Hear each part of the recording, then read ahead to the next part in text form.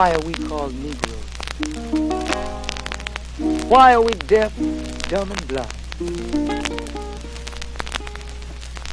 Why is everybody making progress, yet we seem to be lagging so far behind? Why are we mistreated? Why are we in this condition, stripped of our name, our language, our culture, our God, and our religion? Here in America, all of our religious training has been gotten by the preacher. He has told us of a heaven way up in the sky that we can't enjoy now, but rather after we die.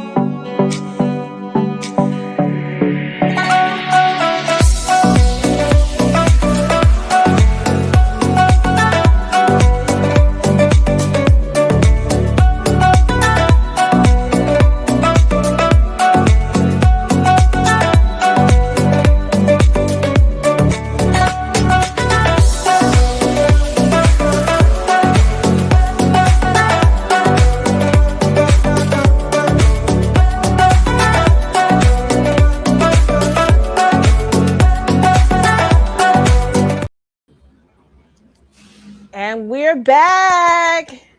Yes, we are. Praises be to Allah. Assalamualaikum. Wa alaikum salam. I want to first start off in the most holy name of Allah, always bearing witness that there is no God but Allah and Muhammad is his messenger. I would like to greet you all in the beautiful greeting words of peace in the Arabic language of Assalamu alaikum. Walaikum salam. Salam, ma'am. And Eid Mubarak. I'm going to be saying Eid Mubarak because I had a wonderful Eid Kareem. Eid Kareem. And happy Savior's Day. It was nice. Happy Savior's Savior's Day. And for those of you who are listening right now, please like, share, subscribe to our YouTube channel, to our Facebook page, to Twitch. What is it? How you pronounce it, Brother Tony? Twitch. Yeah, our Twitch page. Because we have very few people on our Twitch page. So for those of you gamers who still tune into the show on Twitch, please like and subscribe. And listen, I don't want to belabor the point because listen, we're coming in hot, ladies and gentlemen. We're coming in hot. So so Brother Tony, I am going to turn the floor over to you because I am going to be liking and sharing on my mobile device. You're on mute. You're on mute, Brother Tony. I'm here like running my mouth. You were. Thank you for that, Sister Katrina. In the name of Allah, the Beneficent, the Merciful, I bear witness to the oneness of Allah who came in the person of Master Fard Muhammad, the Supreme Being to whom holy praises are forever due. I am forever thankful to Almighty God Allah for the most honorable Elijah Muhammad, the exalted Christ, and Al-Mahdi, the eternal leader of the nation of Islam. And I thank them both for the honorable Minister Farrakhan, the Messiah of Allah's Christ, in our midst. Assalamu alaikum. Peace be unto you. Buenas noches. Abaragani. Greetings and all the beautiful greetings that our people greet each other in. Welcome to your Thursday Night Talks, which is spearheaded by the 7th Region Coalition to Help Save Lives. The 7th Region Coalition to Help Save Lives was assembled by our Student Regional Minister, Student Minister Patrick Muhammad, soon after the Criterion message of the Honorable Minister Farrakhan. We were assembled to give guidance to our people, give truth to our people.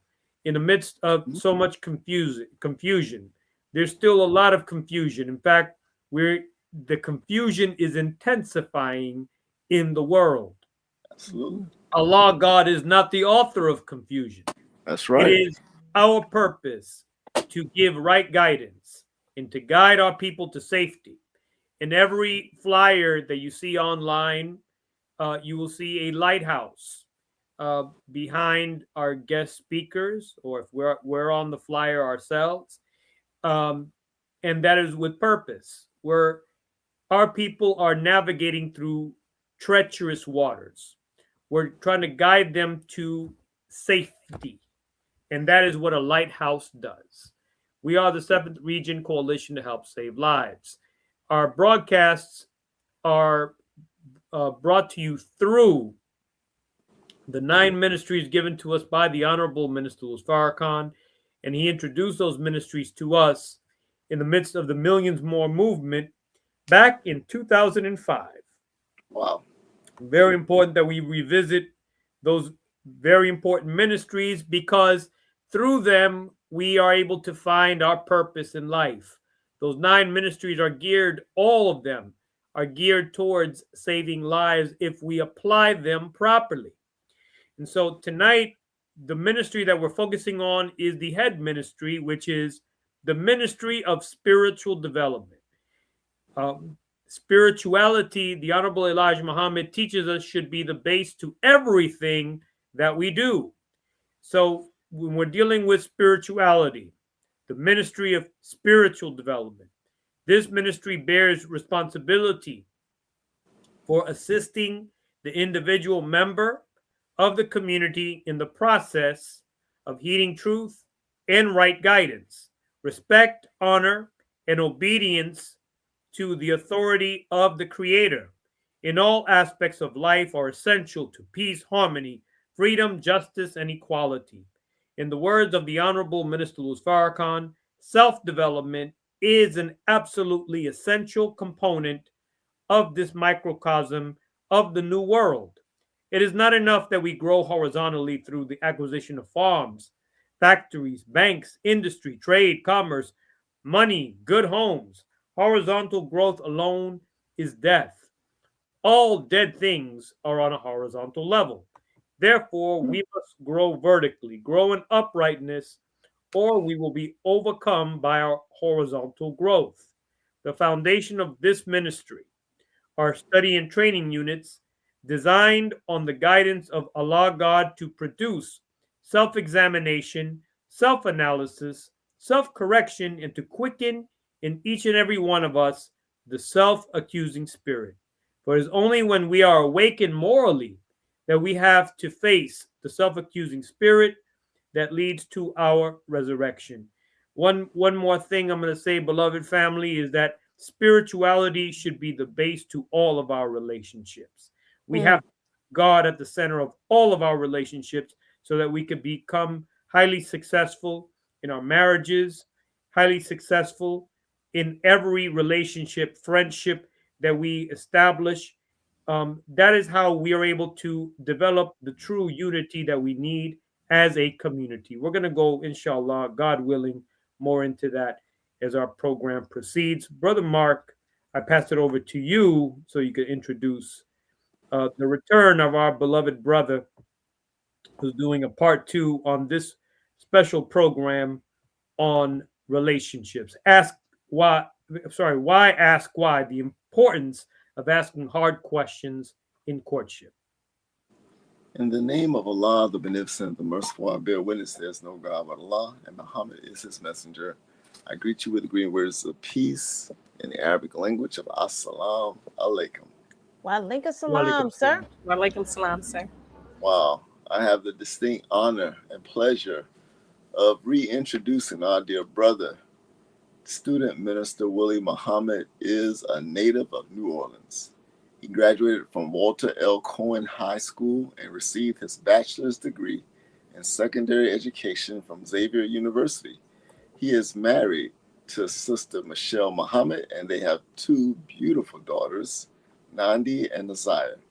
Brother Willie Muhammad has served as the student minister of Muhammad Mosque number 46 for nearly 20 years. He is a tireless and innovative champion to the cause of projecting positivity in his community. Brother Willie Muhammad is a gifted playwright. He received the August Wilson Reward, and his works, such as A Forced Family Tradition, A Black Tragedy, and Color Me Dead, have been performed. He was also a member of the Black Drama Club while attending Xavier University.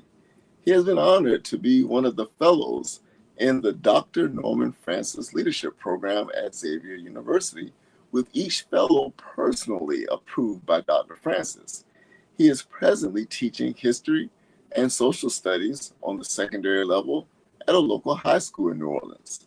He founded and hosts the online show I Have a Testimony, which chronicles the lives and wisdom of such individuals as Rock Newman, Dr. Wesley Muhammad, Dougie Fresh, Father Flavor, and many others.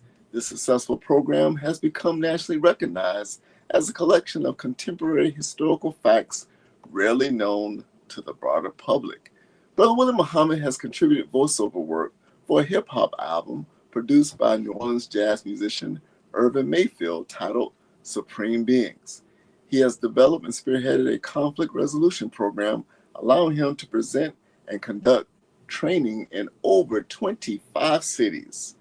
In addition to traveling extensively to share conflict resolution strategies, he has also traveled to cities conducting workshops on how to study effectively and workshops focused on marriage and courtship. He remains continually active in New Orleans, building and strengthening relationships to benefit and educate citizens. His outreach program, Friendships in All Walks of Life, has hosted many community leaders, including Big Chief Tyrone Casby of the Mohawk Hunters Mardi Gras Indians. He was recently honored by the Shriners of the Masonic Lodge of New Orleans, the Oriental Lodge, where he became the first ever honorary lecturer in the aftermath of Hurricane Katrina.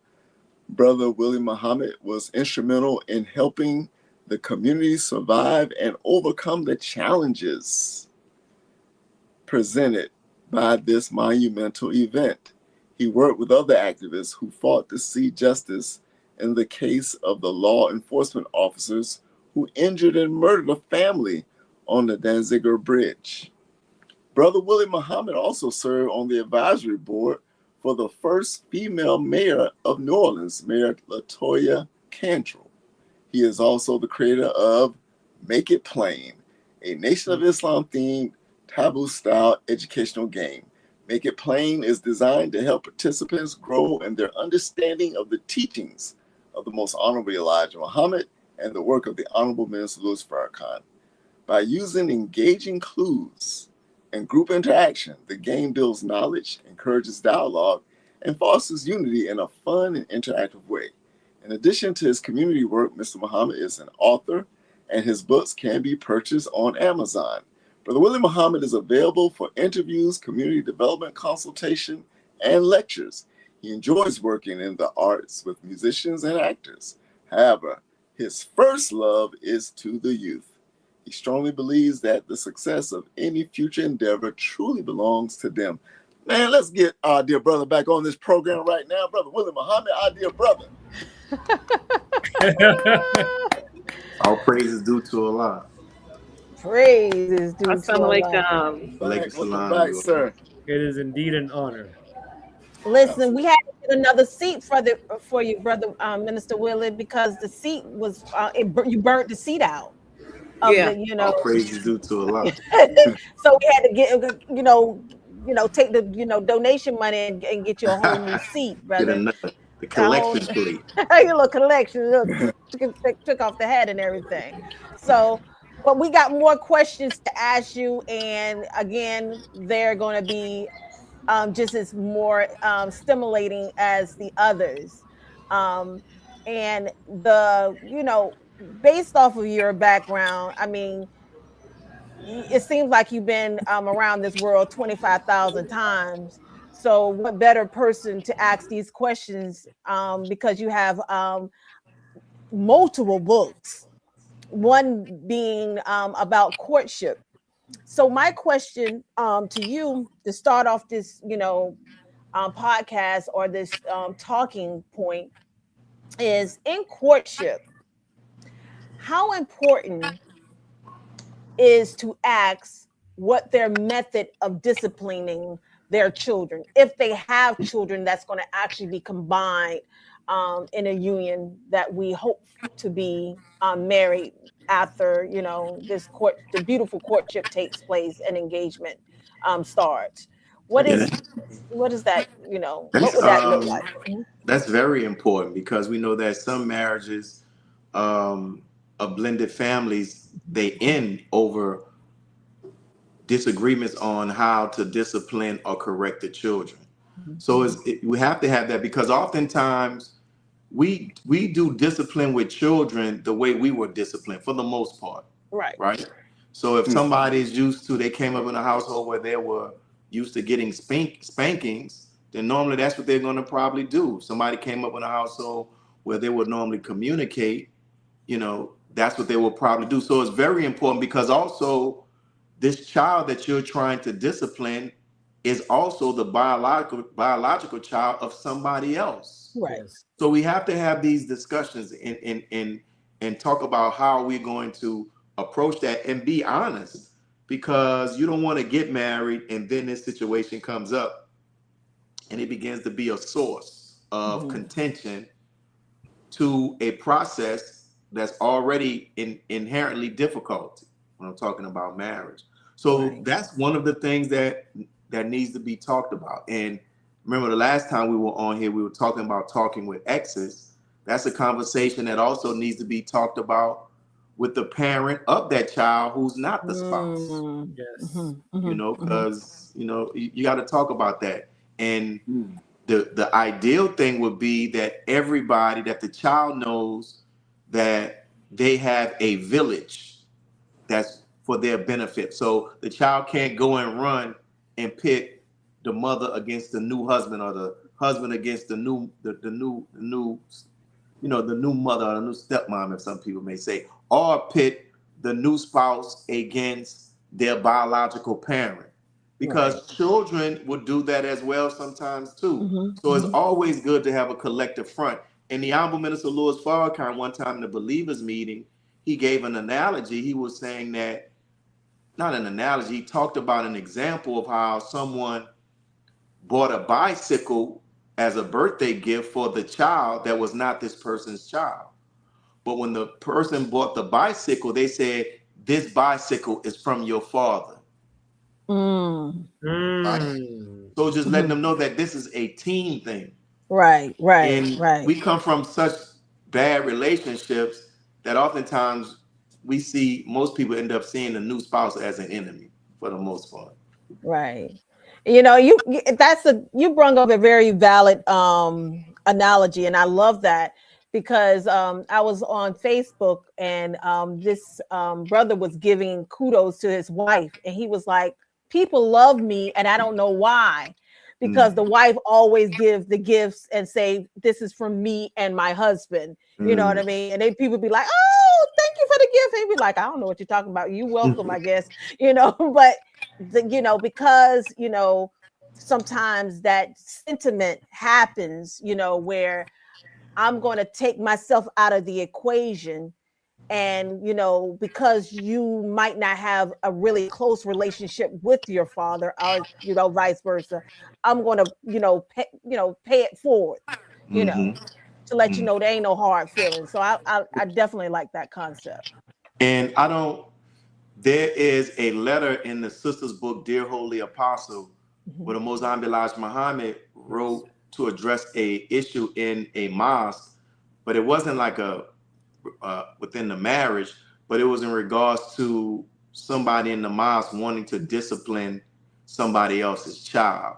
I think if they find it, I can't reach the book now, but there's some guidance in that letter as well. Right. Thank you for that. Excellent.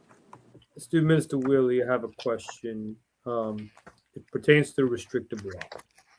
So in the Nation of Islam, we are given the restrictive law as a protection. If something gets revealed in the courtship process, brother and sister are asking questions and something gets revealed, And that thing that gets revealed is clearly a violation of the law. And the brother or sister says, oh, I need you to promise not to tell.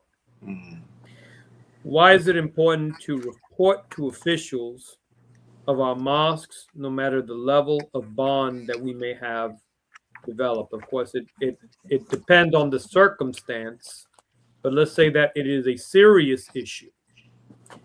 Why is it important to report? You will come with that as a second question. I knew you was coming Listen. with the fastballs. when you sent me that question, I don't know if I have the full answer to that, but I will say Yes, this sir. from some perspectives, right? Because Yes. things can come in different ways. Because remember, we're talking about being in a courtship, and we're telling everybody to be honest, to be truthful, to bring everything to the table, right? Yes. So let's say, for example, it's a situation where a person is saying, listen, I know that this courtship is going forward. We may end up getting married. I want to let you know about this past falling that I had. So that if we are married and this comes up, you would know about it. Now, imagine someone being willing to confess that and share that with somebody, and then they come back around. The next thing they know, they're being called into the captain's office on a charge. So it's a very delicate thing, and that would be something interesting to hear, like what captains talk about. But there are some things, like if somebody, you know, I don't want to start putting stuff in categories like this is okay or that is okay. Right. You know what I'm saying? But that's a very delicate thing, and I think that as a person, when you're having these, as you're courting, you got to ask yourself that what if you do hear something about what somebody did in the past? Because if somebody is talking about this is something that I just did, that violates the courtship in itself. Right. You see what I'm saying? Right. So that's a very challenging one in regards to it, because we all talk to report all Slack talk and et cetera and stuff like that. But how do you handle that in the realm of a courtship when you're asking people to be truthful about stuff? And see, I when because you know, normally when we go through these questions, I again had that same kind of, you know, scenario, because I talked, you know, I brung up our dear brother Minister Rasul, may Allah be pleased with him. You know, yeah, you are absolutely correct. We do supposed to report all slack talk, you know, all slackness and wrongdoing.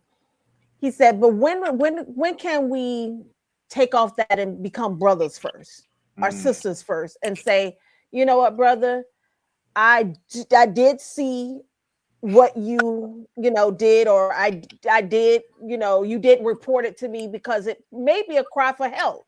Maybe this brother or sister is reaching out for help in this time period, and we as believers and sisters, and we are our brothers and sister keeper, you know, hey, do you need that help? Yeah, maybe they need that help, and maybe we can guide them to that help, and then we can actually report it then and say, oh, by the way, the brother and sister did get help. But just to say, oh, I'm gonna report you, this is wrong, this is wrong, this is wrong. I mean, when are we gonna take off that that report and become brothers and sisters? So again, it really all depends on the situation, especially when you have people, sisters and brothers, who haven't been in a courtship in 7-8 years and probably been out there. You know what I mean? Don't supposed to be.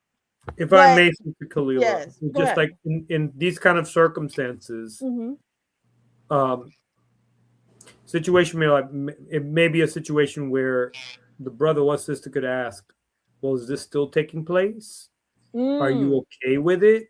Those are very important questions to ask. Sure. When there are violations that have been and may be still taking place. Right. And that's the thing. If something, you know, I don't know what somebody can bring up to someone, but if it is still taking place, now that's going to violate even the courtship. Right. Exactly. You know what I'm saying? So then that's something else. But it's interesting. you know, like a verse in the Holy Quran when Allah says, "Be careful about questions that you ask. That if you heard the answer, you couldn't handle." Ooh. So we got, but you know, we're stressing about ask the questions, ask the questions, and if you knew that, how comfortable would you be with sharing stuff with someone that if you knew that what you shared could end up having you facing a case about something? I'm just asking. I'm not saying that I'm not saying that my response to this is correct or whatever. I'm just giving perspectives, right? Maybe somebody else can come and you can ask Brother Ishmael or someone. But I remember a high-ranking official talked about one time how they were in the home of someone, and this person asked the person, "Hey, can I get something to drink?" And the person said, "Yeah, man, go right to the refrigerator." And when they went to the refrigerator, they opened up and they had like alcohol in the refrigerator. And this person was single, stayed by themselves. But when the person came back and said, "Hey, brother, why do you have this beverage in your freezer that has been clearly somebody has been drinking?" You know, he went through the thing, you know, this is not our way, et cetera, et cetera.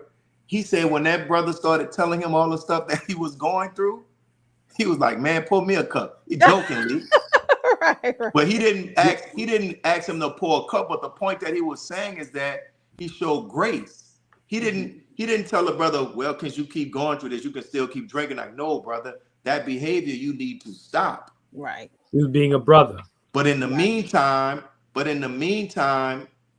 let's stop that behavior. And in the meantime, let's begin to start getting you the help that you need that can begin to start helping you not to seek refuge in the bottle when you could seek refuge in Allah. So you have to understand, I have to see like what was the specific circumstance, because if somebody is doing something that's a violation, then the person who's courting, that's going to be the end of the courtship. It may. Yes, sir. Yes, sir. Question for you, Brother Minister. If the minister started another ministry, I know we have the 9 ministries, but if he decided to start another ministry called the Ministry of Family or something like that, or maybe it's not called ministry, maybe it's a committee. I don't know. But if he decided to establish something like that per each mosque and study group, what would you recommend as activities for the ministry that would be helpful for couples and singles? And the example I would give is in New York. I was told by a sister who now lives in Chicago, they have an actual singles committee where they have activities every month for the singles, and it's approved by the student minister and I guess the laborers.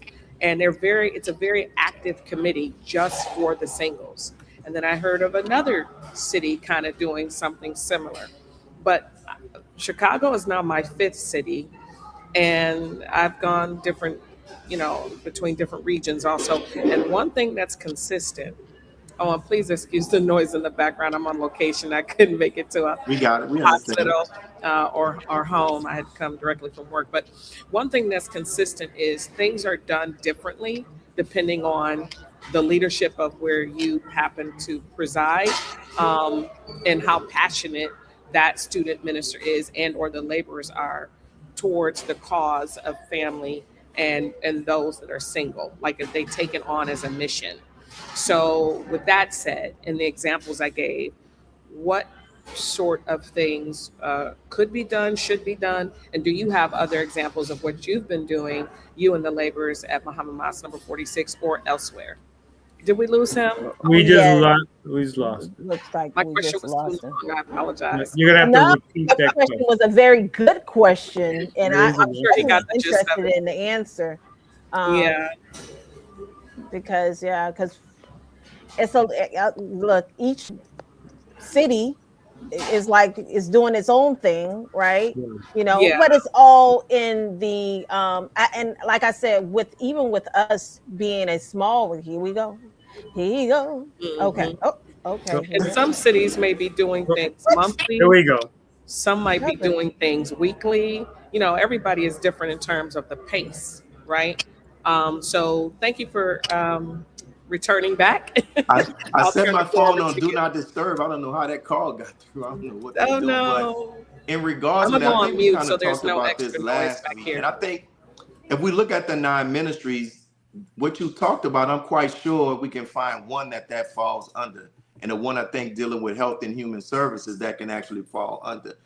I think Yes. what is needed is we need someone who will be willing to accept the responsibility, not to make our communities safe and decent places to live, to accept this responsibility to set up single events, right? We need somebody in each, we need the single believers in each mosque or study group to say, I'm willing to take up that responsibility. Then on the other side, we need to have mosque leadership, mosque and study group leadership that needs to understand that is needed.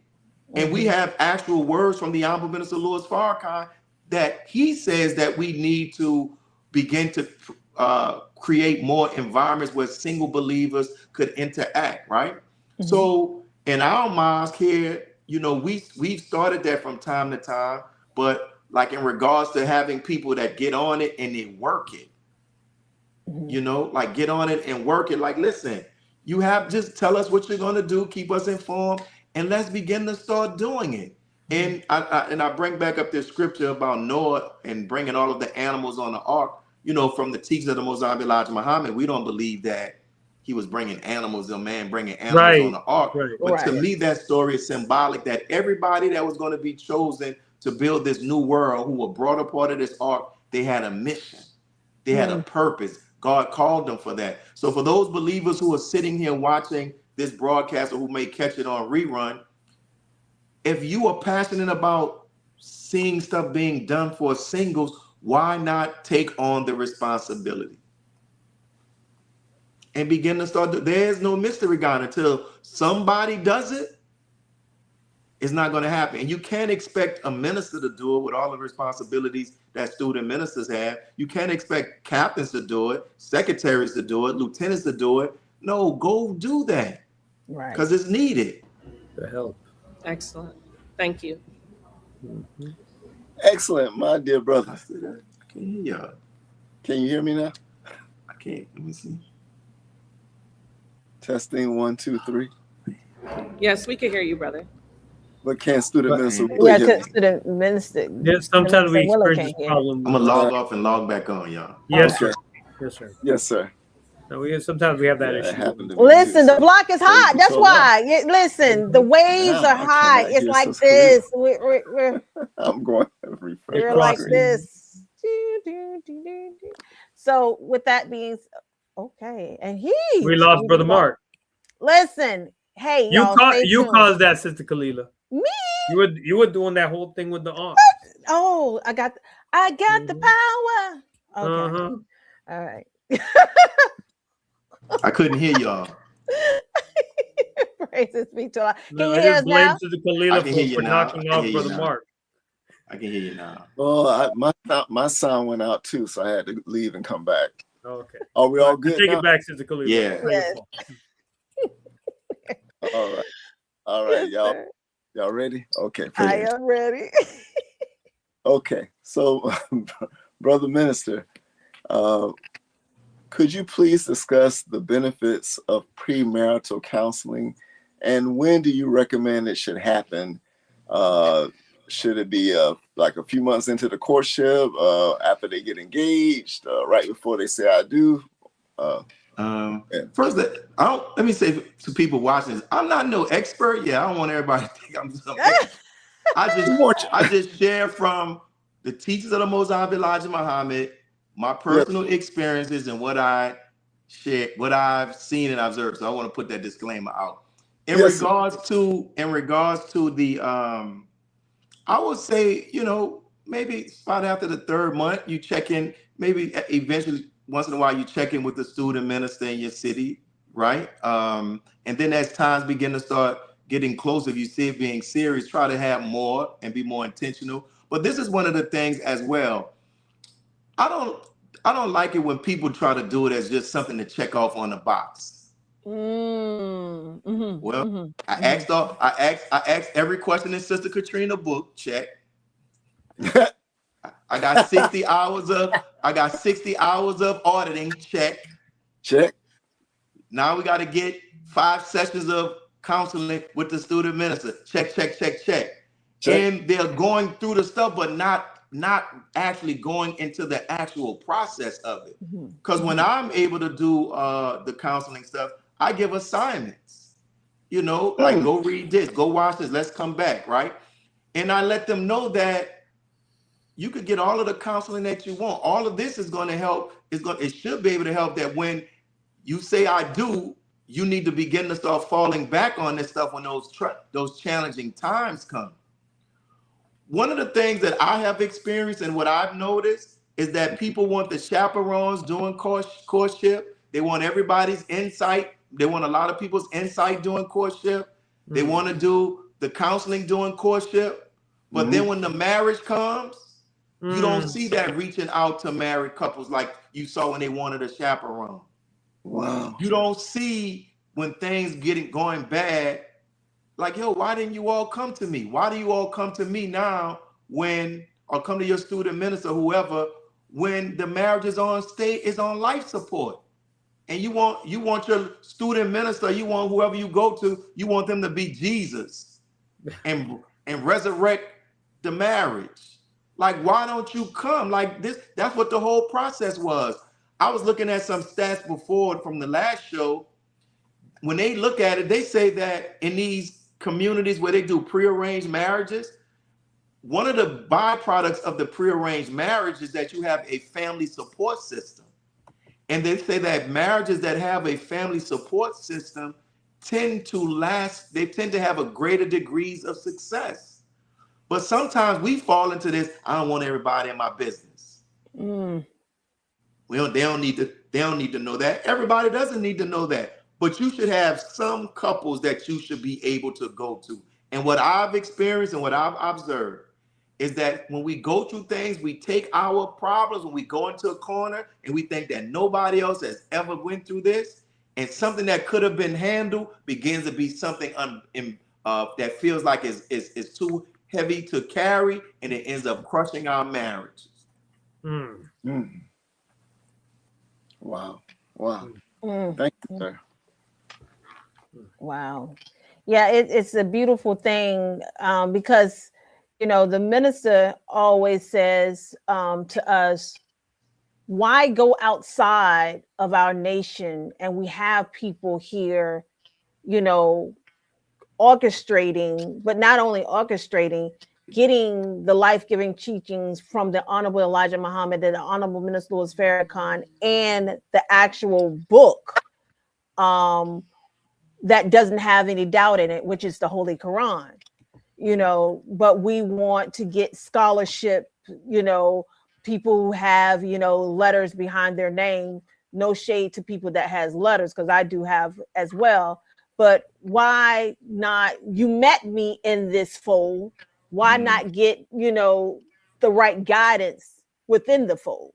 So, with that being said, why is it important to ask about their faith in Islam? Do you believe in Master Farad Muhammad? Do you believe that Master Farad Muhammad is God? How consistent are you in, attending mosques, paying various charities, and etc.? Why is that important? And let me say something to what you said about in regards to getting counseling. There are believers now who have they're marriage counselors. So get the help that you need or you feel that's going to be able to, help give us the tools that we need to be able to survive. And sometimes one of the reasons why counseling sometimes doesn't work is that because sometimes people don't come there being true and being really honest about what's going on. And so you tell a person in part about what the issue is, and they can only give you guidance. And I've heard the Honorable Minister Louis Farrakhan say that. He said that I can only give you guidance that from Allah based upon what you tell me. You feel me? So, and going to your question, it is extremely important because we met each other in the mosque.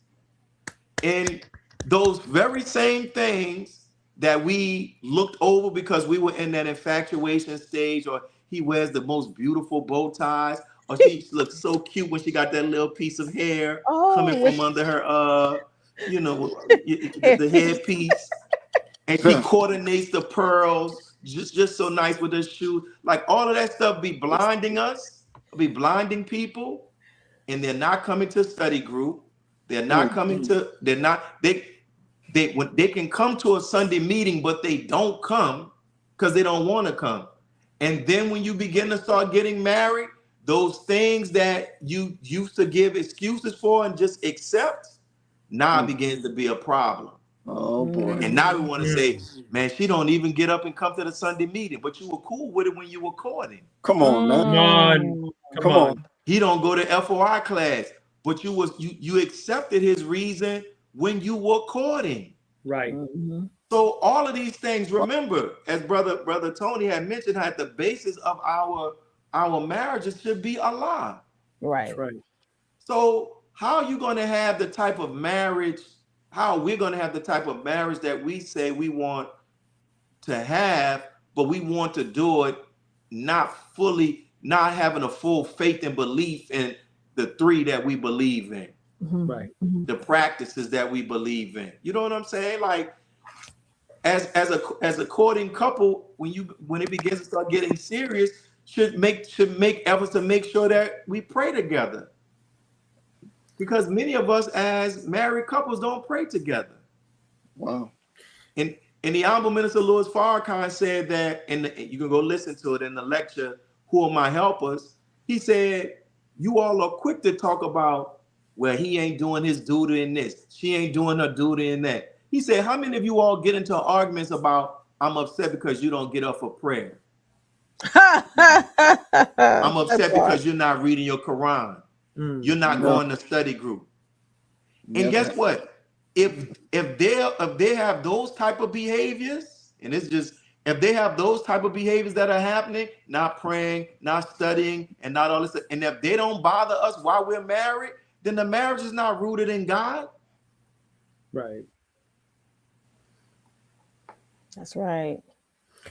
Student Mr. Willie, one thing that comes to mind is the idea of marrying potential. Yes, we should marry potential, but not at the same time not, because certain things are not in place. He already shaking his head. Right. You already know where I'm going. It's like, oh, he has a lot of potential. She has a lot of potential, but then like when you're married, so has your view of the minister changed? Oh, that's my man, but how do you view him?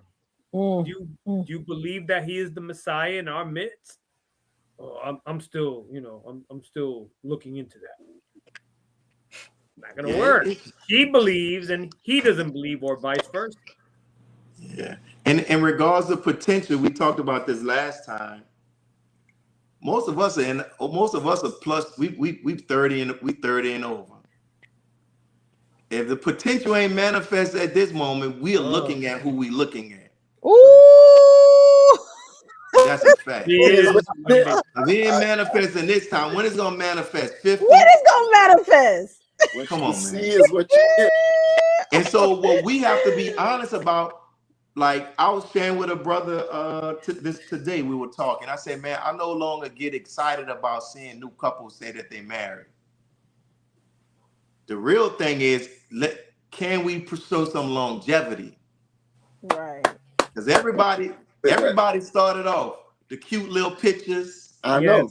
Everybody. You know what I'm saying? And now with social media took it to a whole different level. We got the hashtags, his and hers. Got a website.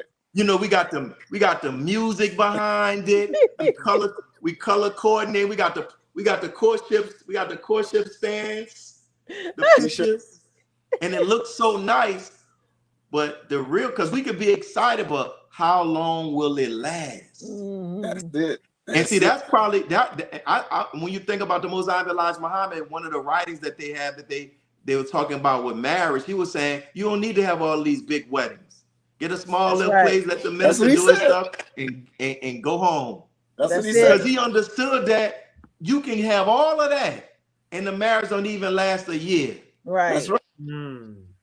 Like you see the celebrities. When I watch on YouTube, on TikTok, when I was on TikTok, I would watch people do these. They would choreograph these elaborate dances between the husband and the wife. And I said, and that's not even including what they did to take care of the flowers and all of this stuff, the food. A lot of planning went into that. And when I Right. look at that, I ask myself, how much planning went into, how much time did they spend in taking Come on. courses that can help them communicate? Come on. Come on. How much time Mm. did they spend learning how to resolve conflict? Come on, man. How much time did they take? How much practice and choreography did they take in learning each other's love language? Come on, man. And oftentimes we don't do that type of work. People do all of the glitz and glitter, but that's not what keeps a marriage together. That's right.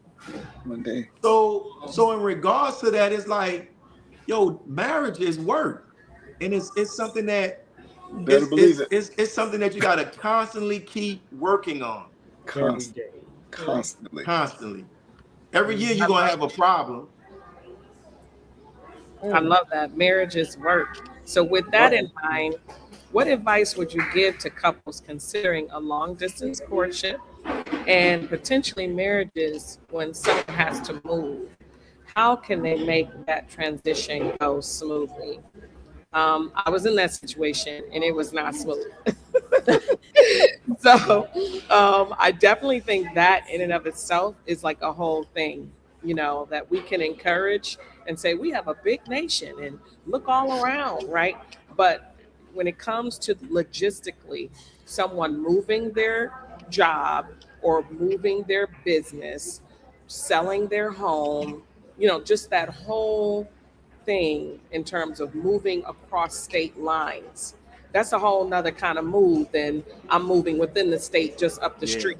It's a whole, your entire, you could have family that's where you are, where you're leaving them to go to where this spouse is.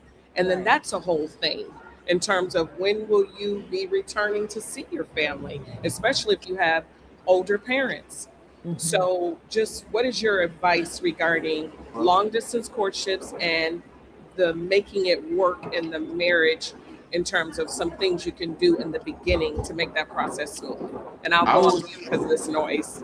I would say one, Brother Mark, I know y'all gonna, I always recommend that you all ask those type of questions to people who have courted long distance. I haven't, right? I will say one, that no matter how much people may dislike it, long distance courtships are real. Yes. And my other thing is, I know Sister Katrina, and I don't know Brother Tony, I think you were involved in a long distance courtship, right? Multiple. Yeah. I think you all would be more in a better position than me to tell what advice would you give people? Yeah, I was in a long distance courtship. There you go, and you too. There we go. Let me hear what y'all gotta say. Well, I know with me and Sean, because not only we were in a long distance courtship, but the way his work ethic was, he was from state to state to state to state. So we actually made a schedule.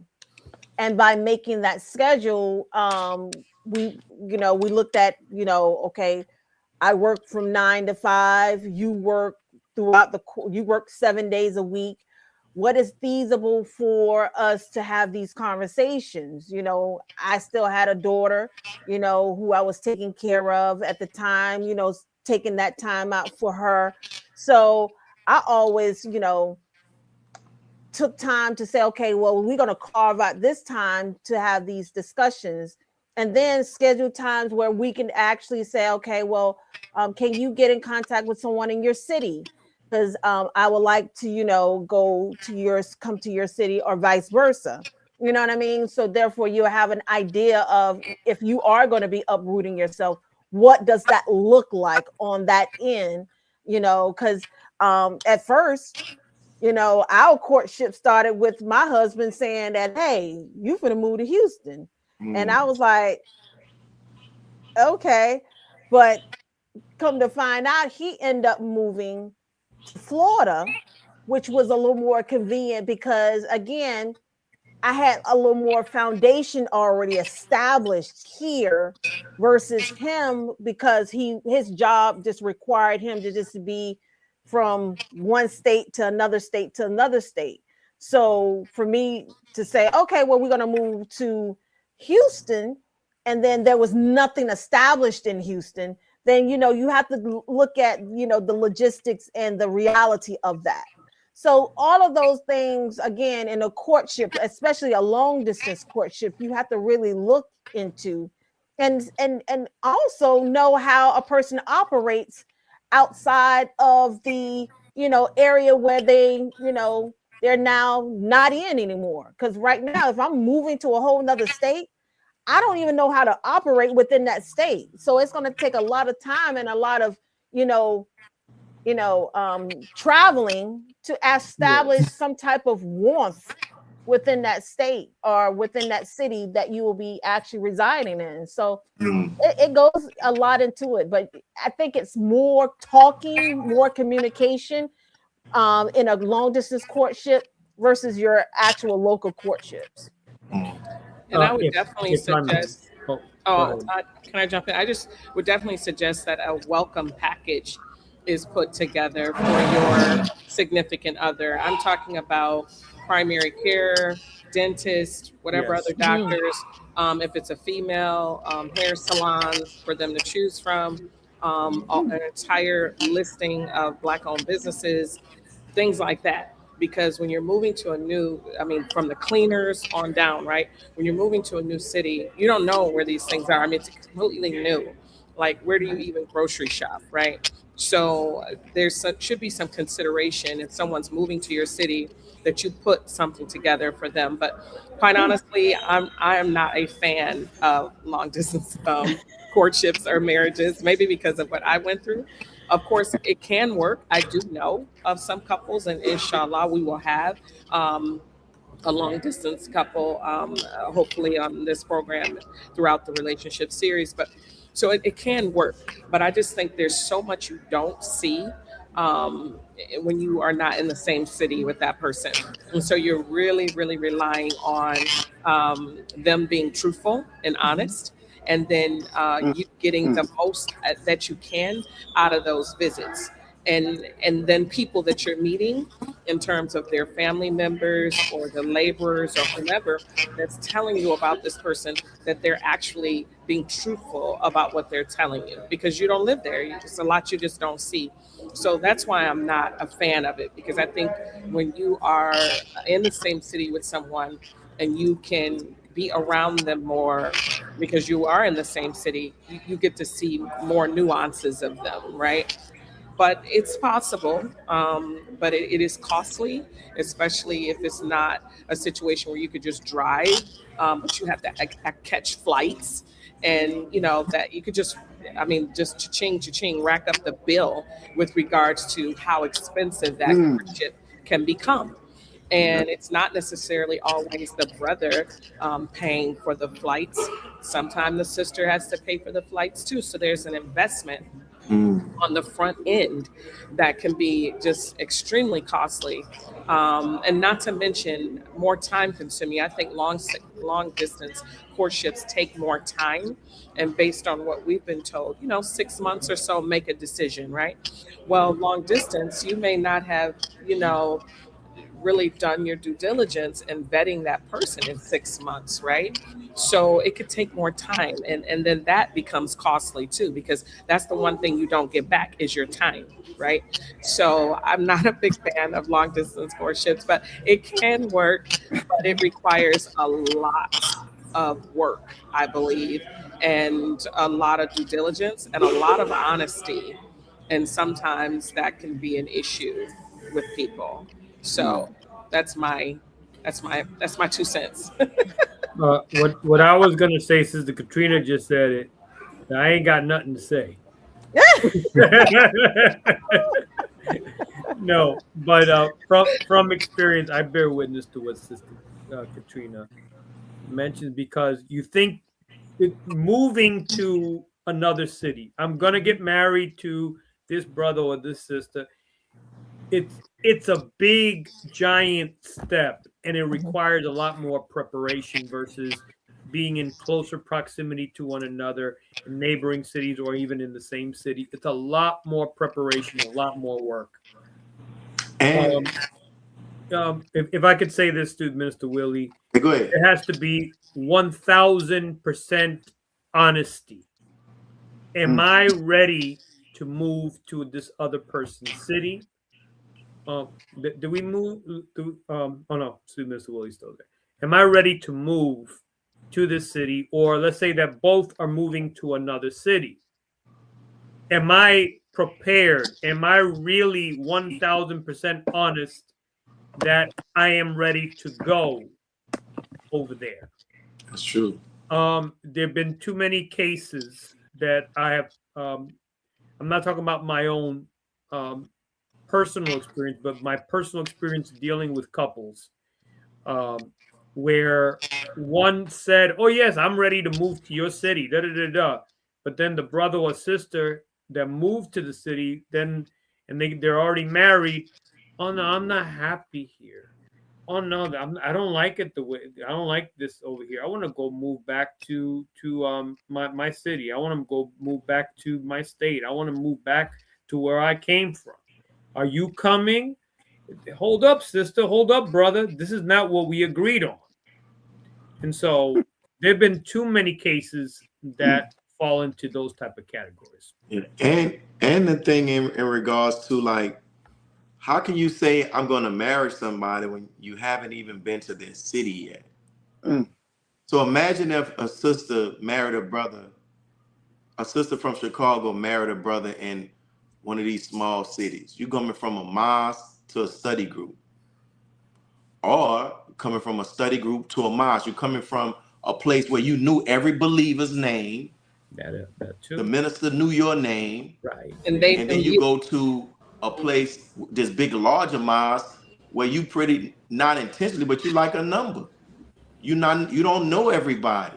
Right. And think about how long it has taken to cultivate the relationships that we have in the mosque, in the city that we have. All of these things have to be factored in.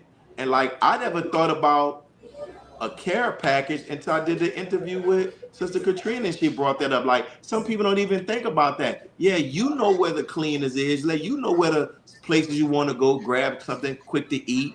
You know but this person doesn't. And then you're taking this person, they're coming away from their environment where they could just go jump in a car and drive 10 minutes and see their mother. Right. They could just jump, you know what I'm saying? So now to go and see mom or dad or whoever, a brother or sister, it's a 5-hour trip. And these are the things that we often don't think about. And then when we bring somebody in, what Brother Tony said, now they're, you will go through a period of being homesick. Right. And that's now they begin to start confusing the home feeling of homesick with, I don't know if I made the right decision for this marriage. Exactly. But I've seen people end up marrying people like, yo, have you ever been to his city? No. Like, how you say I do? You haven't. Do you know where he lives? Have you seen where he lives? Right. No. Did you see how he lives? How he lives. Or whatever. How she, you know what I'm saying? And these are those things. And that's why, like,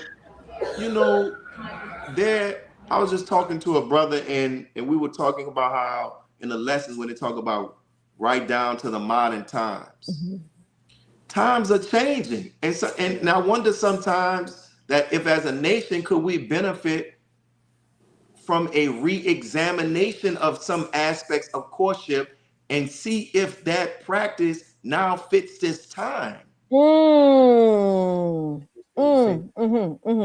And see, we're not changing the religion. We're talking about practices.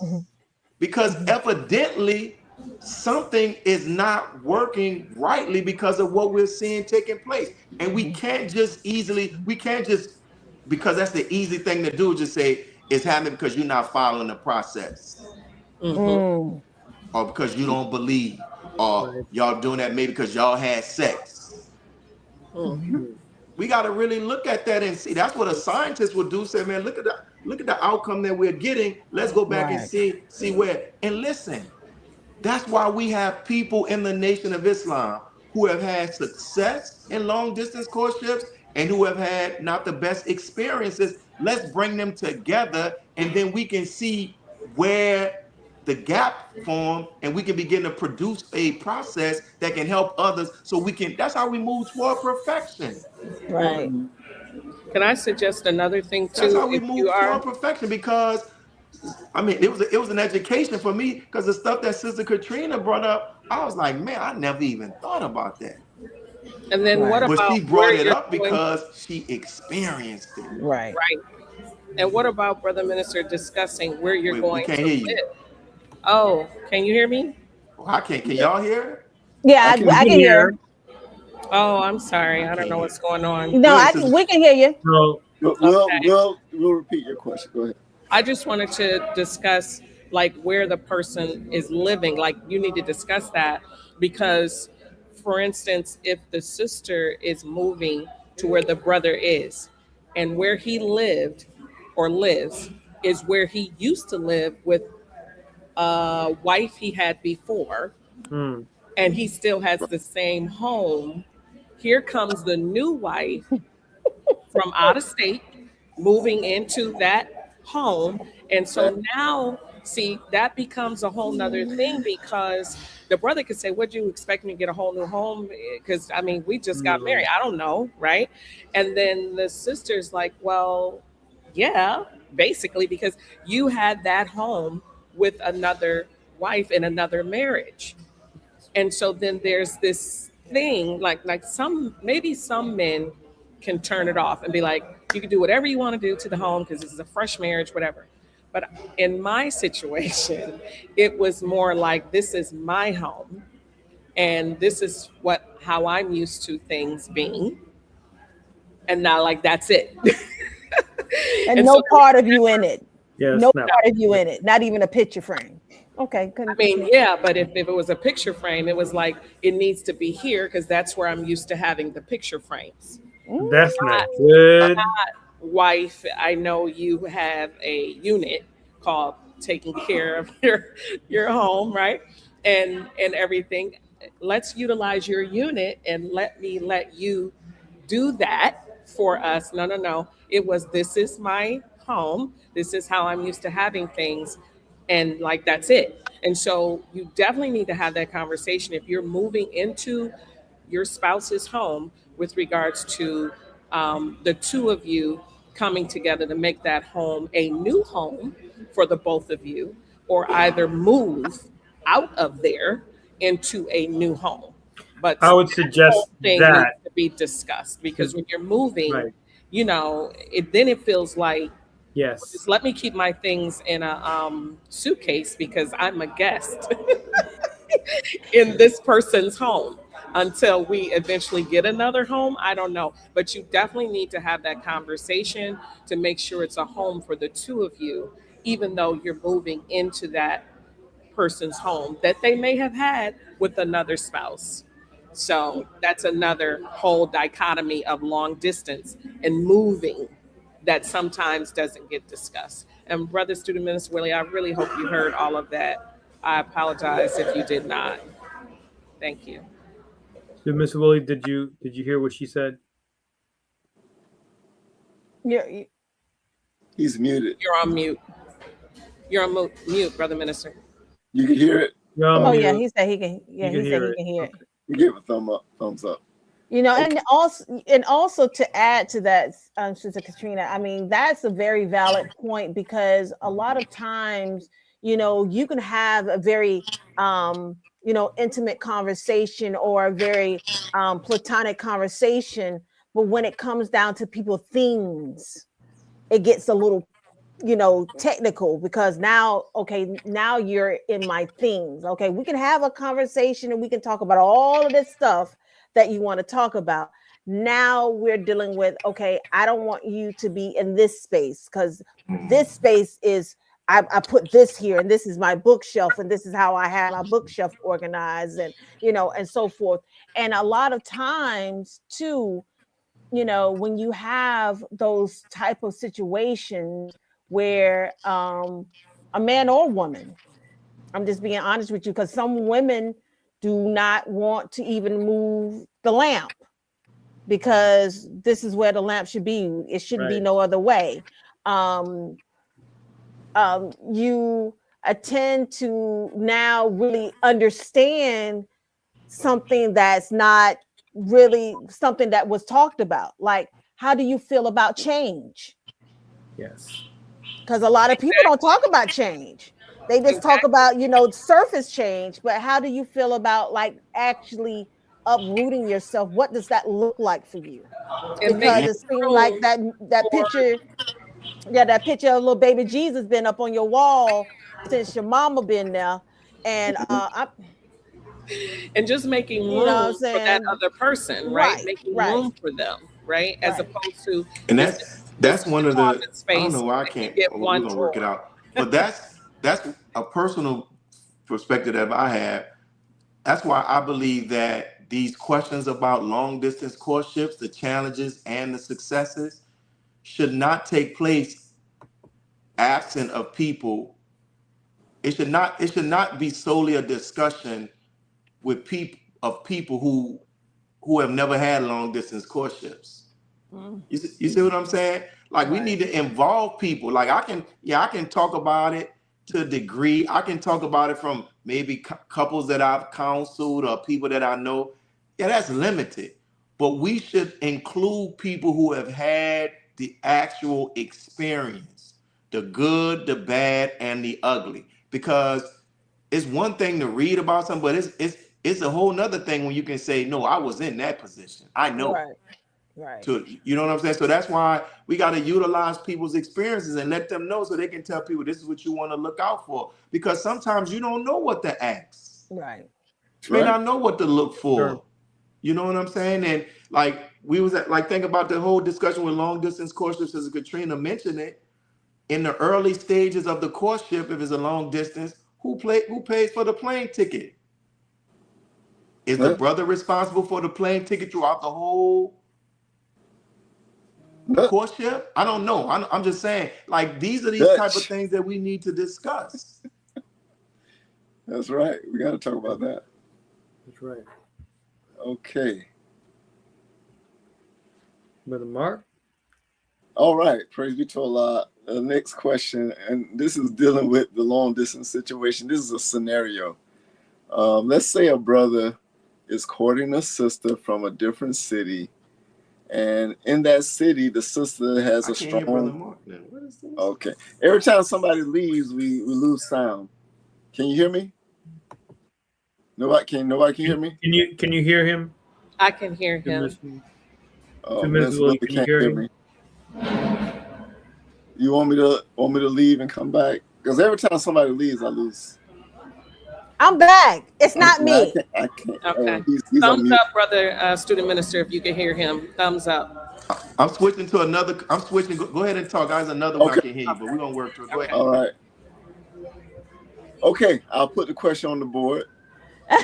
Let's say a brother is courting a sister from a different city in which Wait. there's a. Let me hear, Brother Mark. Let me hear you say something. Yeah. Can you hear me? I can hear you now, but Mark, I can hear you on another computer. Go ahead. You were talking about a scenario. Go ahead. Okay. So let's say a brother is courting a sister from a different city in which there's a strong support base for her. She has a job, she has family, she has friends. And the question is, what questions should she ask him in the courtship? And what should he be prepared to do if they decide to marry?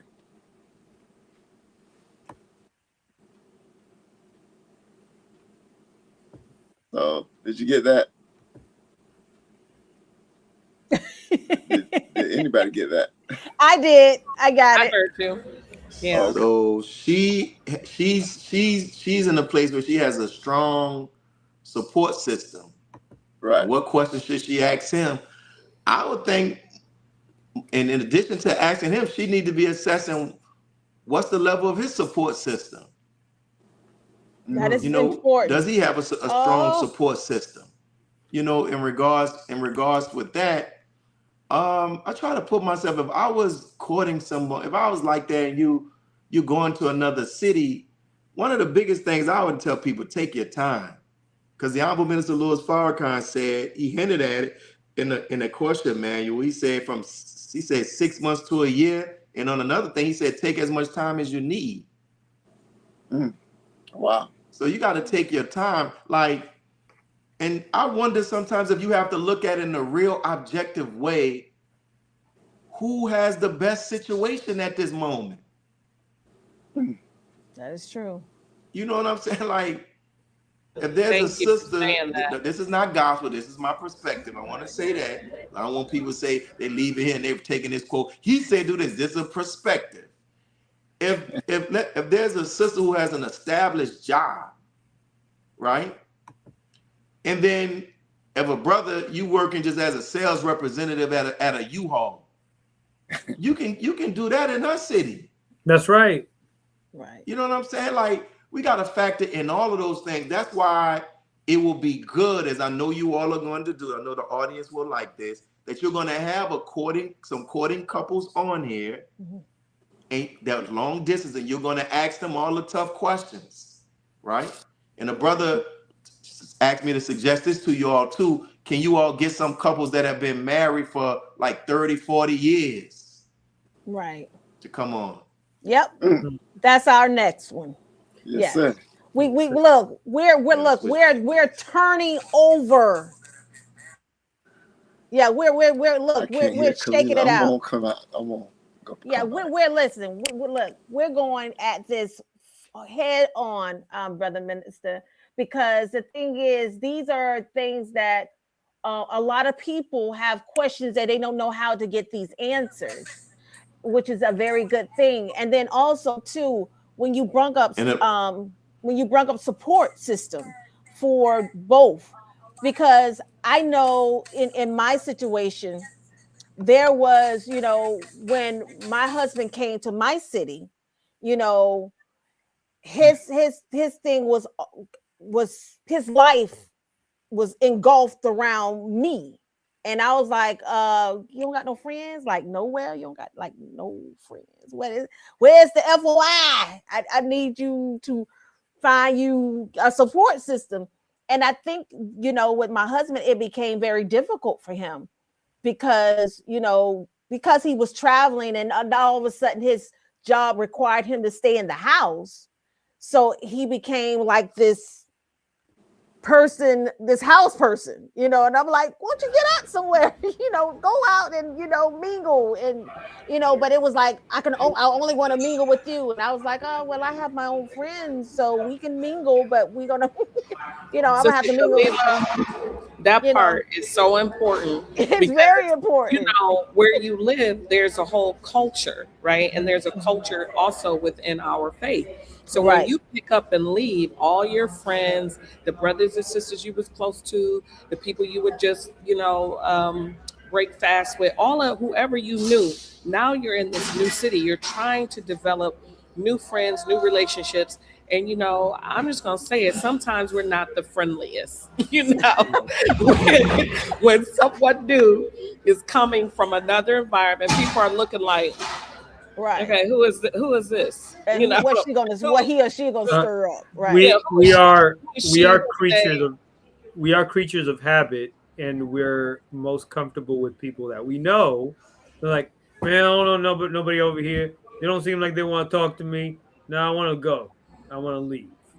But in some cases, there are people not wanting to talk to you, and it's not in your mind. I mean, it's for real in terms of they don't know you. You know what I'm saying? And some places are friendlier. And another thing, I saw somebody mention in the comments, another factor is children. Yes. That part. Yes. That's another factor because they have to move. And now, we've seen stuff on television. One time for Brother James. Yes, absolutely. New schools, new extracurricular, after school activities. Right. All of that for them. That could be very traumatic. Yeah. Because of having to pick up and leave. You're absolutely. I mean, because you have children that are athletes. You have children that take their academics very seriously. They're on this scholarship program in their city, and then now all of a sudden you want to move me to a whole other city with a whole other concept. You gotta start all over. Right. What about their friends or their favorite teachers that invested time in them? Brother Student Minister Tony is a teacher. I mean, he loves and cares about his students.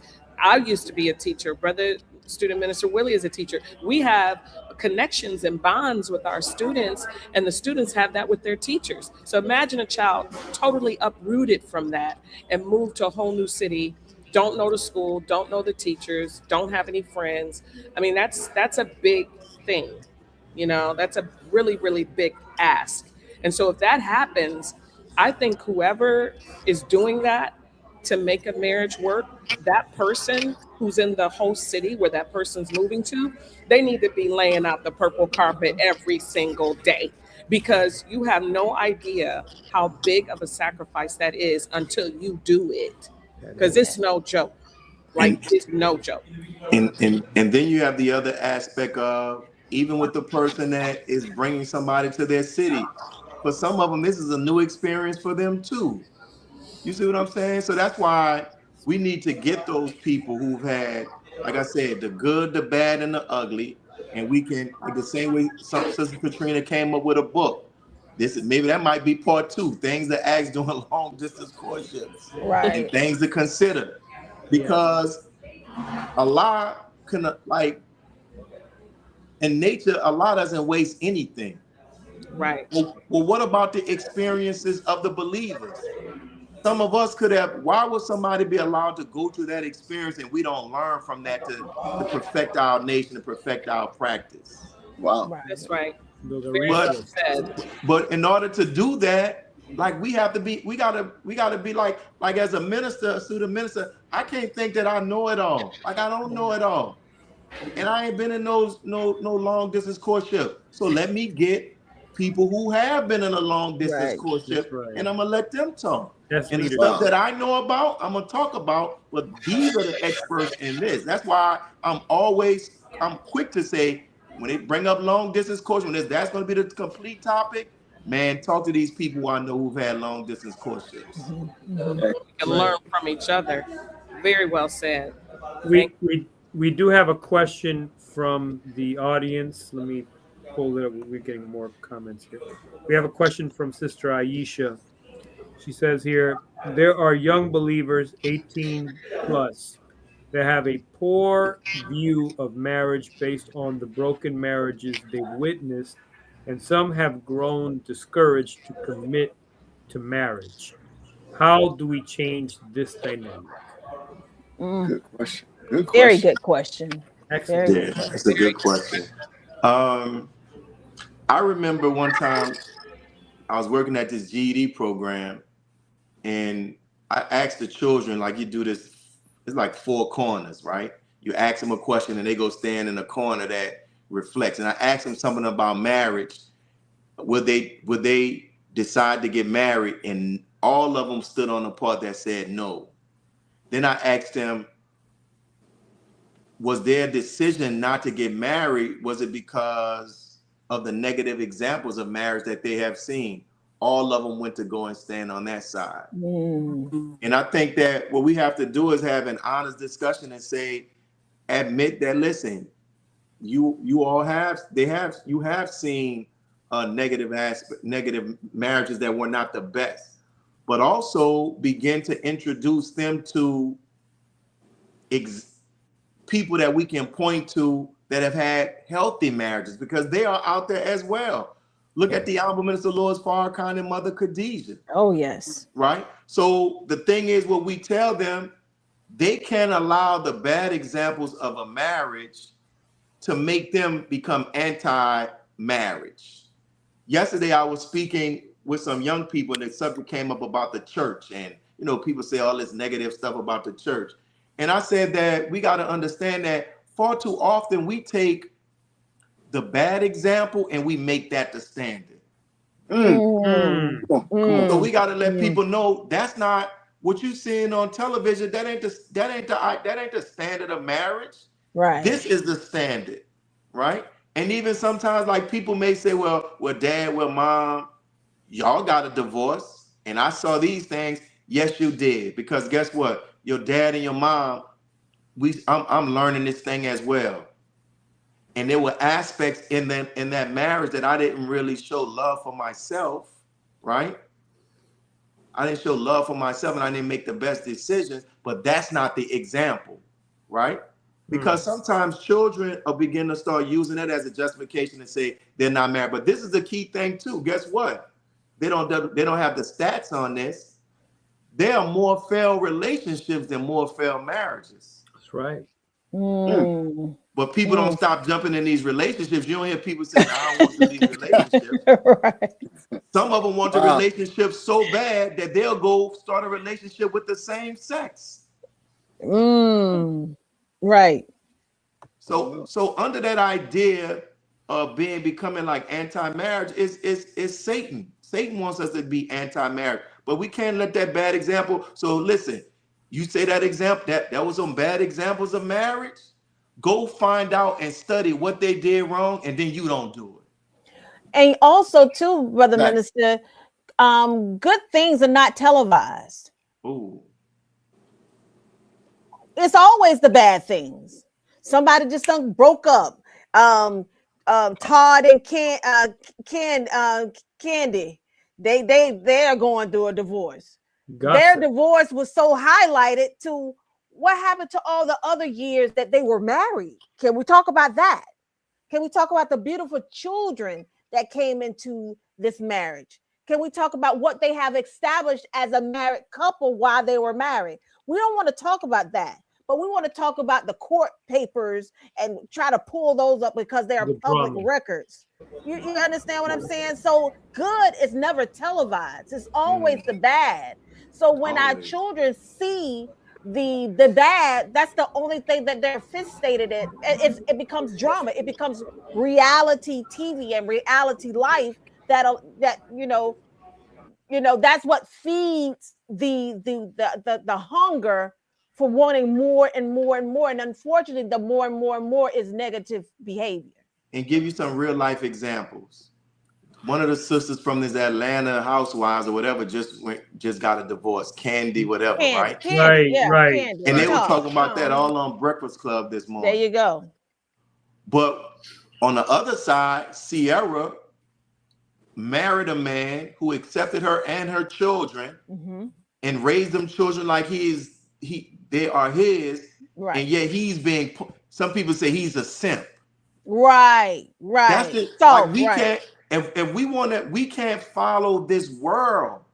We got to set our eyes on what God says the standard is, and that's what we're looking for. But if we're on social media, the algorithms are set to push the negative before, because as the Honorable Minister Louis Farrakhan said, we have been made like pigs.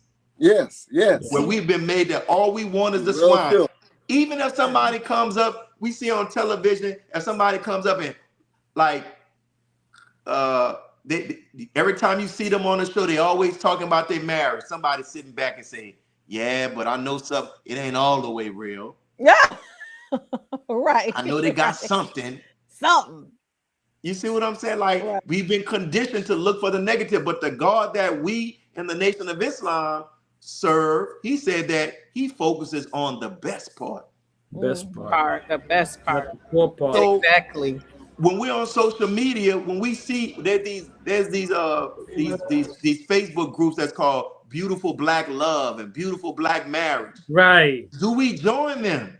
Do we share their posts? Or do we share all of the madness?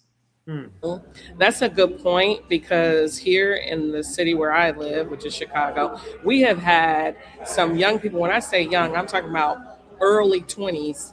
Or mid 20s, or just within their 20s, a marriage literally every month, every week. I don't even know. I'm losing track. There's been so many happening, and I'm so happy for these believers who have found each other, who have done the hard work, who've followed the process, who have had premarital counseling, who's asked the good questions, because many of them have come up to tell me that they did purchase the book and they asked each other these questions, and it resulted in marriage. Now, not all of them. I have had some come up to me and say, you know what, I'm still glad that I got the book and asked those questions, because that person wasn't the right person for me, which is great, because that's the point. You need to properly vet to make sure you are marrying the right person for you. But in my city, there's been a lot of young people in courtship, and it resulting in successful marriages. And And so, and there, I mean, I haven't seen or heard of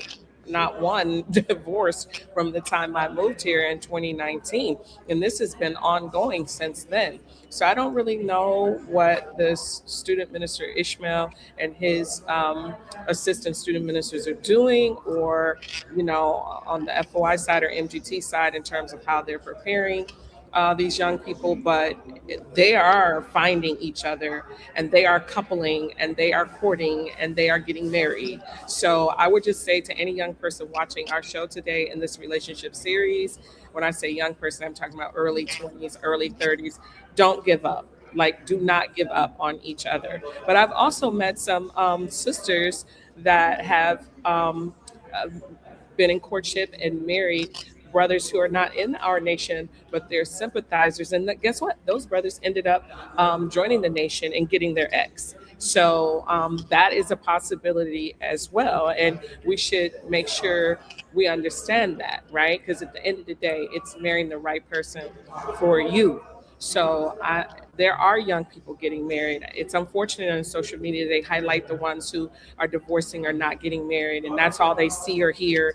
But people are getting married, especially in our faith. I cannot speak for the church or what have you, but just don't give up. That's all I wanted to say. You know, and brother minister, in that regard, you know, because I want to paint a more beautiful picture, because that's courtship is beautiful, even if it's something that you learn from in a, because I won't call it a negative way, but learning is something that can also save you from making a big mistake for your future. But courtship often, you know, courtship offers several benefits, you know, that contribute to successful relationships. Is it any testimonies, brother minister, that you could actually share with us in regards to the benefits of courtship, or what you have, you Great know, question. witnessed? I would say that I know more, I can point to more successful long distance courtships than those that have not been successful. Mm, That's beautiful. one thing. Um, yeah, and I know people that are they do have, they are successful ones. As Sister Katrina talked about the examples that she's seeing. So they are out there, and that's one of the reasons why I would encourage you all to bring those people on, because those people have to testify more. Because what often happens is that, like you said, it's not advertised. Oftentimes, what make it to social media is when Mad Day comes. Mm. That's when we see Mm, the sister on social media talking about how he ain't keep it real with me. He ain't do this. He ain't do that. Lord. Y'all don't know that brother like y'all think y'all do. Or that's when the sister gets. That's when the brother gets on social media. But sometimes some people the people that are having a real good time, they don't really talk about it. But we need people to have those examples. To have those examples to say, listen, man, we this thing is working. It's not perfect, but we working at it. But this is one of the benefits of this show. But this is also why people we got to go out and go. Like I said, there are Instagram pages, TikTok pages, Facebook groups and pages that's dedicated to healthy marriages. Go find them. Absolutely. right. And stop following the Shade Room and all those other sites. Wow. Mr. Willie, I do have a question. I'm gonna remix this one because you already addressed this to a certain degree, but the Most Honorable Elijah Muhammad discouraged long courtships. The standard that we are given by him is 3 to 6 months. Now, does the same thing apply today, or could we say that couples should not be so pressured to keep it between 3 to 6 months because of certain circumstances? That's interesting that you say this. I was thinking about how to eat to live today. And I thought about how where the most what we were told, the Most High Elijah Muhammad said that he answered the student enrollment and in the Supreme Wisdom questions when he was a baby in Islam. Right. He said that. So if he could go back and expand on those lessons, if he came back tomorrow and wrote How to Eat to Live, do you think it would be the same way it was decades ago? No. Circumstances today. So what about as it relates to courtship? You see what I'm saying? Right. We say right down to the modern times, and I don't have the exact words. Let me pull it up, because if somebody can pull up, if you have access to that courtship manual, what the Honorable Minister Louis Farrakhan said, who sits in the seat of the Most High Elijah Muhammad. You see what I'm saying? Right. So, in the end, we gotta reevaluate this thing, right? Yes. Because some people are hearing that 3 months, and they're taking that 3 months, and they know they ain't investigate like they should. Right. And then when stuff don't work out, then they gonna say, "Man, I followed that." No, you ain't follow that. You put your spin to it. Let me find the minister's exact words. But y'all can keep talking till I find out. Right. I wanted to say too, thank Allah, the Shura Executive Council did address this issue. Some cities that I've been in, they never even saw that courtship manual, because it's not the official courtship manual of the Nation of Islam. There's a claim to be. Right. But still, nevertheless, the minister was interviewed by those that did do the courtship manual. I believe it was Brother Jabril, right? And it was and Brother, Sister AT. So, I mean, there's some great information in there, because whenever the minister speaks, it's profound, right? And we're going to learn something. But the good news is that I know, and you all can bear witness to this if you remember, but Student Minister Ishmael, who was part of the Shura Executive Council, did talk about that they are going to put an official manual together, because there has never been an official manual. So inshallah, we'll see that one day, and I know that they're working on it. So that is a beautiful thing. But in the meantime, like Brother Student Minister Willie said, we have this. And we have his words that were written in there. So we should read it and benefit from it to the best of our ability. I know, just from this being the fifth city, literally, I've spoken to some people and they're like, "What manual? What are you talking about?" And there's some people who just knew nothing about it. And then there's some people that it was understood, you must read this if you want us to marry you in this month. It's different everywhere. So we definitely need a standard, right? And I do know the believers on the Shura Executive Council, our leadership, they are working on that. So all praises due to Allah. I just wanted to share that information. Can anybody pull up the courtship manual? I'm trying to pull it up. I have it pulled up. What do you need? There's a part in the Honorable Minister Louis Farrakhan's words when they asked him about the time, and he said something about that. Oh, okay. Yeah, I have it here. You want me to read it? Yeah. You have his exact words? It says, "How long should a brother be in the Oh, no, that's not it. Yeah, that's not it. I have it here. What is it again? Look for the part where he talks about how long should courtship last? 3 months, 6 months, 1 year, or? And then he answers, the minister answers, "I would not put a time limit on courtship. When we go to court, our aim is to find evidence that either convicts or frees the accused. Long trials are expensive. Long courtships are of no value. Courtship should be only as long as it takes the parties involved to find the necessary truths about each other that either say the courtship should be ended or that the two should become engaged to be married." And that was courtship interview with Honorable Minister Louis Farrakhan, Phoenix, Arizona, June 30th, 2006. What page was that on? That's on page 26. And as Sister Katrina pointed out, we're not saying it's not the official, but those are the words of the Honorable Minister Louis Farrakhan. Right. If somebody was trying to find that manual and they don't have it, can they purchase it on the Final Call store? Like, where can people get this manual? Well, Sister Katrina, if they actually email the Seventh Region Coalition at gmail.com, I will actually be able to send out the manual to them. Right. That's excellent. Thank you. You're welcome. And the information is at the bottom of the screen. And so that's, from my experience, and Sister Katrina and Brother Mark, you all were there when we were at Jacksonville last time.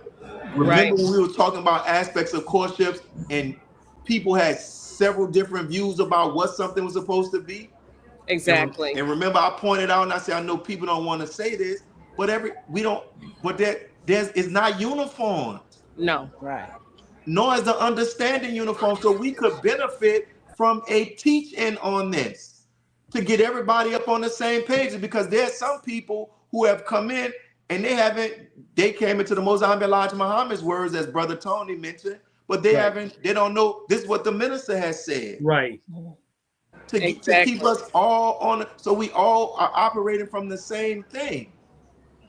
Exactly. And like it should be, I think if I was able to make a suggestion that if somebody said that they wanted to court, there will be a certain number of lectures by the minister, certain titles of lectures by the Honorable Minister Louis Farrakhan that he has spoken on courtship and marriage, that if you courting, you got to watch this. This is the and probably brilliant. before you even court, before you court. Exactly. And guess what? Not only do you have to watch this, we just not gonna let you go saying, yeah, I watched it, because that could be I had it on while I was washing dishes or whatever. No, after you finish, there's gonna be a test you're gonna have to take that we're gonna evaluate and assess how much do you understand the key parts. Excellent. There's a certain percentage you have to score in order to go forward. So that way we operate from the same base. Yes. I love that. I mean, what you're talking about is like a courtship class. And I definitely think we need that, because, I mean, how do people learn how to do anything in life? We have to be taught and trained. And that's one of the best things about the Nation of Islam. It has a fantastic teach and train model on everything.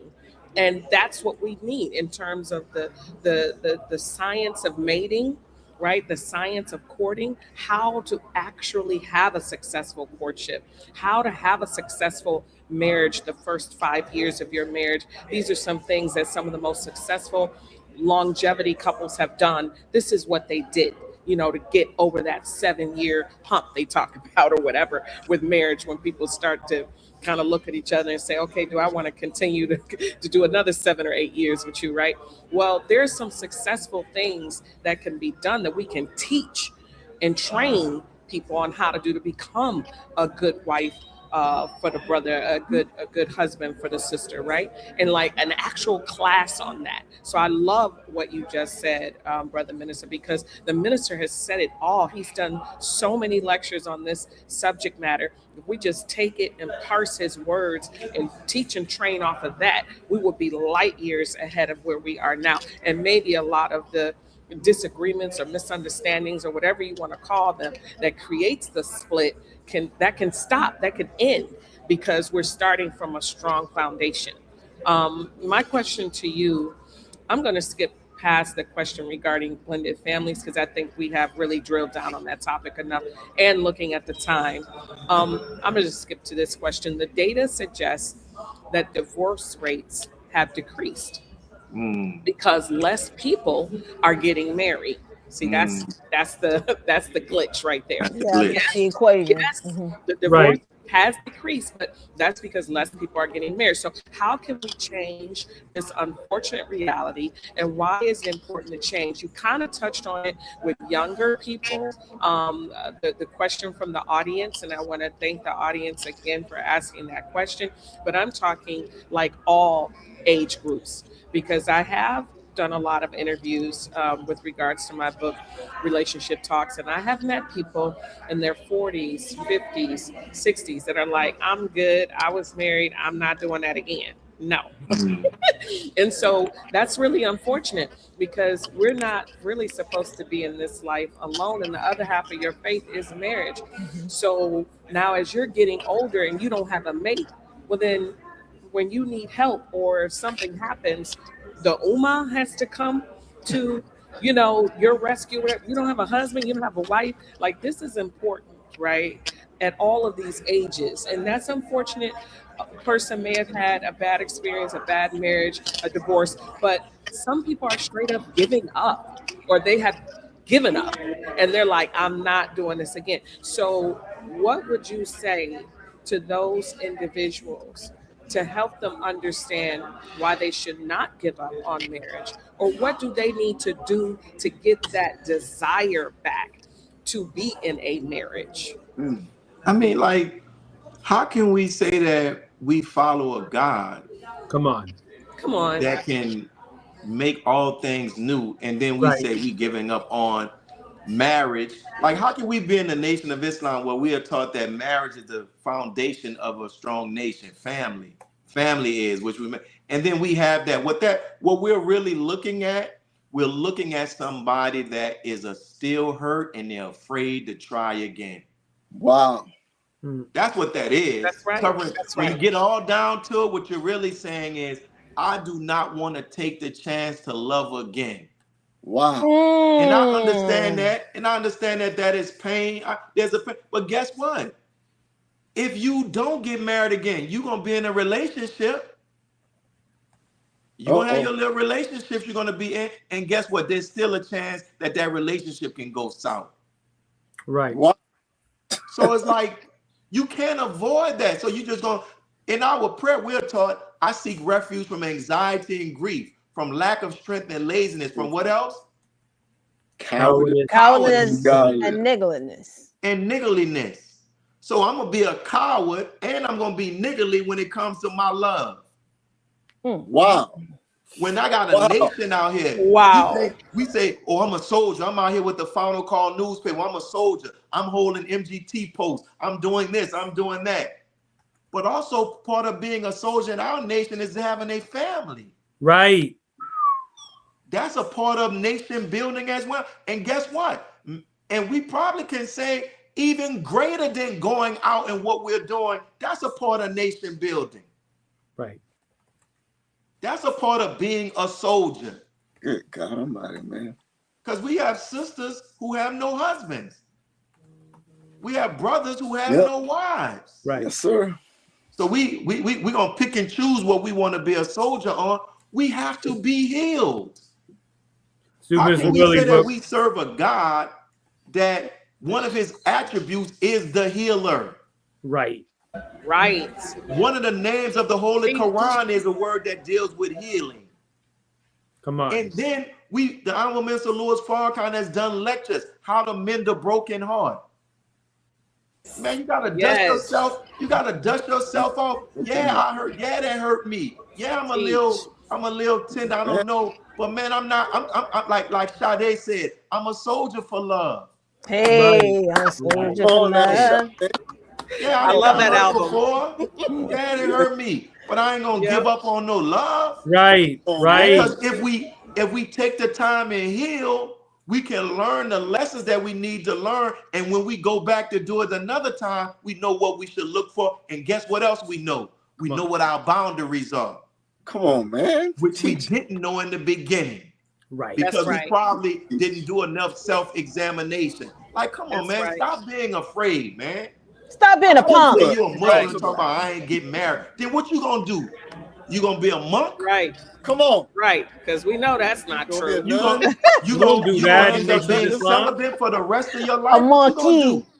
And guess what? I ain't just talking about brothers, sisters as well. None. That's right. That's right. Like, what you gonna do? Nana. Like, come on, man. Like, the Honorable Minister Louis Farrakhan brought with Dianetics. He's given us all the tools we need to heal. But see, that's why the scripture says, put on the armor of God. But what people don't understand, it don't say let somebody else put on the armor of God. No, you got to put the armor of Gotta God put it on. on. The breastplate. The breast. Helmet. Some of us don't want to heal. We don't want. I want to continue being a coward. Listen, as my brother Life Jennings says, comfortable at the bottom and want to stay there. Come on. Teach. And also, there's another piece of that in terms of scientists have done some research and looked into the behavior of people who are living in solitude, right, by themselves. And there's a depression percentage and rate that goes up. There's lethargy, in terms of people just not being as active or as involved because they're alone. And so when you start looking at the activity rate of a person, not just their attendance, but their activity in our nation, period, the things they participate in. I mean, what does that look like among many of the single people? And then you do have some people, because they're single for however long, they're going through a lot of financial stress, like extra stress, because there's no extra income in their household. So then these people, many of them have 2, 3, sometimes 4 jobs. Right. So maybe that's why they're not as active in our mosque or in our ummah, because they're out here trying to survive with all of these jobs and occupation to pay these bills, when if they had a mate that had their whatever they can bring to the table and they work together, then that's less on them. So there's that aspect too, in terms of the mental health, loneliness, and then people being, because they are alone, just overworked, to even survive out here. And you think the stats show, right, that people live longer when they're healthily married.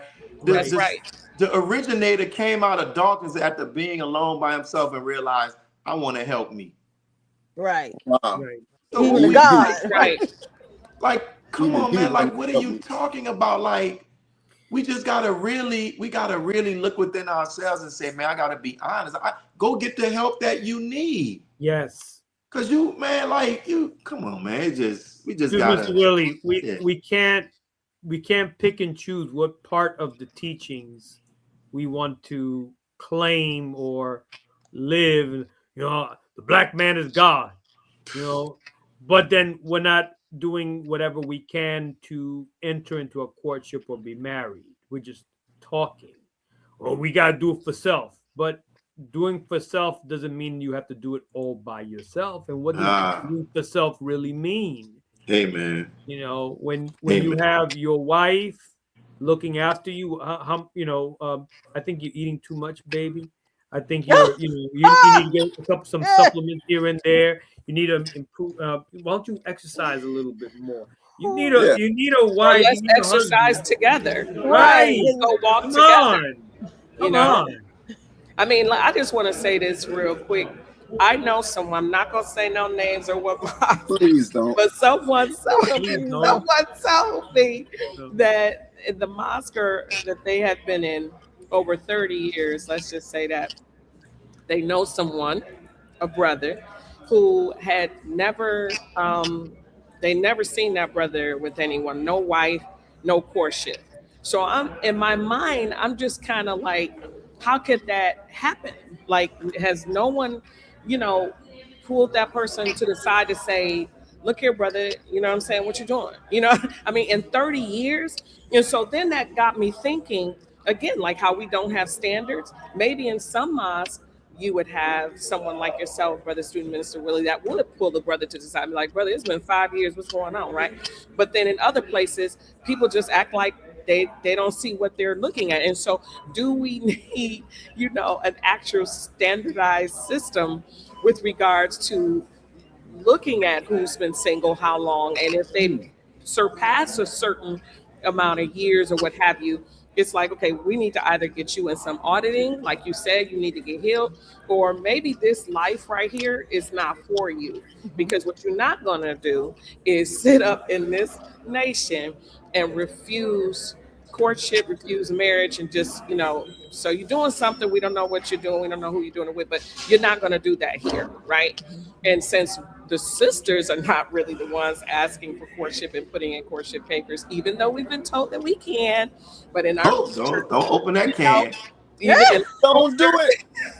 we kind of don't it. do that, but we No. also don't get on bended knee and propose. Like, we definitely don't do that. So Nope. really the Please. onus is kind of more on the brother side. So I don't know, I'm just throwing that out there, like, what do we need to get people up and moving, and either get them healed or do something, because 30 years anyway. I just thought I'd drop that. You got some sisters that's been in the rings 30 years and That's they're true. married. That's true. But I So- agree to your point that we have to begin to start putting in systems that catch stuff like that. And like, we got to have a talk, like, man, what's going on? Like, come on. Like, you in the environment is 30, like, bro, it's 30 years, it's 3 decades. Come on, sister. Like, what's the issue? What's happening?